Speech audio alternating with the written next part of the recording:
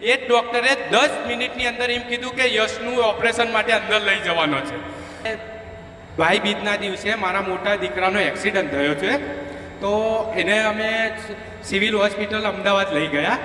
તો લઈ ગયા એટલે ડૉક્ટરે એવું કીધું કે આ ભાઈને ઓપરેશન નહીં થાય, 3-4 દિવસ માટે એમના બેસાડી રાખવા પડશે.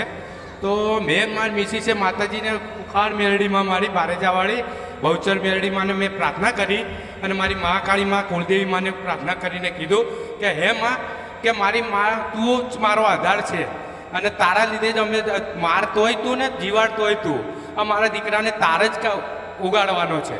તો માતાજીને જેવી મેં પ્રાર્થના કરી કે હે કુખાર મેરડીમાં મારા દીકરાને ગમે તે કરીને તું ઊભો કરી દેજે.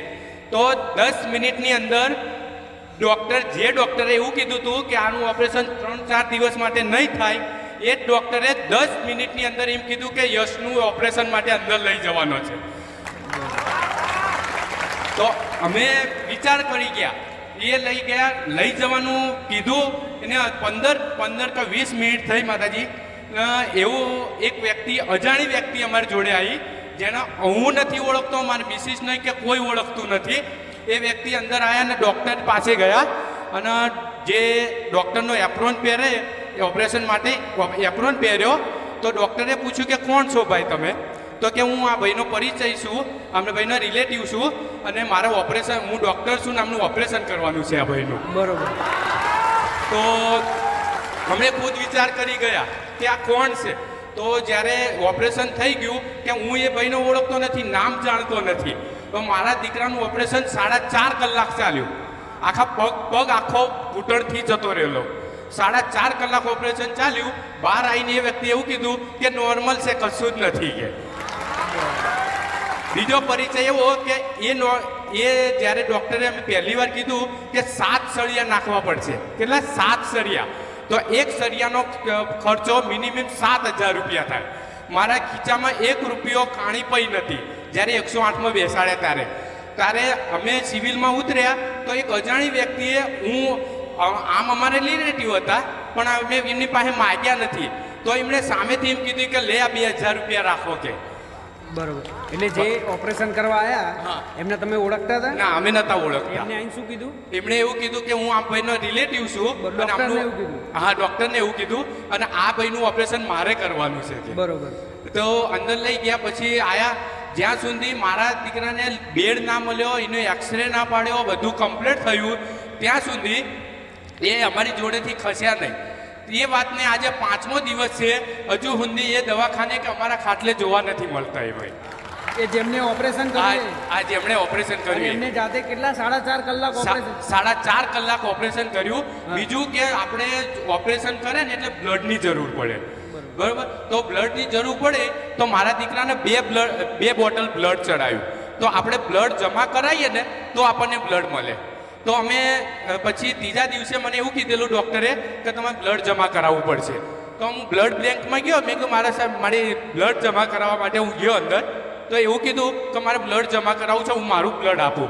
તો એવું કીધું કે તમારું તો બ્લડ કોઈ આપી જ ગયું છે આ નામનું. તો કે બ્લડ પણ આપી દીધું? બ્લડ બી આપી દીધું. અને બીજો પરિચય એવો છે, બીજો અનુભવ એવો માતાજીનો કહીને, એ તો હું જિંદગી ભાઈ જ્યાં સુધી જીવીશ ને મારી ત્યાં સુધી નહીં ભૂલું. એનું કારણ છે કે મારી મિસિસને મગજની બીમારી હતી. મગજની બીમારી એટલે એવું કે ક્યારે ચક્કર ખાઈને પડી જાય, કોઈ ભાન રહે નહીં, મોઢામાંથી ફીણ આવી જાય, આમ તે આખું શરીર એ થઈ જાય. એ વાતને જ્યારથી હું માતાજીના સાનિધ્યમાં, હું 7 મહિના થઈ ગયા અને 3 મહિનાથી હું રસોડામાં સેવા આપું છું. મારે કોઈને ખબર નથી, હું મારા મનથી સેવા આપું છું. અને મેં જ્યારે સેવા ચાલુ કરી ત્યારથી મારી આજ દિવસ 3 મહિના થઈ ગયા, મારી મિસિસે 1 પણ ગોળી ખાધી નથી. બરોબર. અત્યારે એમ નામ છે. પહેલા કરતા ફરક પડી ગયો? પહેલા પડતા 110% ફરક પડી ગયો એવું લાગે મને. બરોબર.